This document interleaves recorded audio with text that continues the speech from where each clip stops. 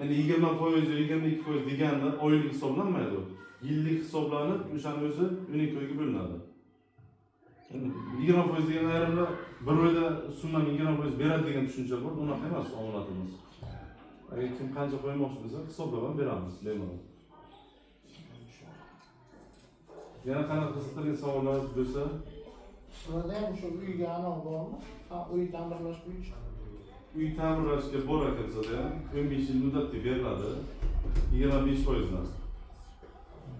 Qo'yish. Uyni o'zi ta'mirlashda uyni o'zini zalogga qo'yamiz. Zalogga qo'yiladigan uy o'ziga yarasha talabi bor, pishgan ishdan bo'lishi kerak. Bir xil ekan. Kadastr bo'lishi kerak.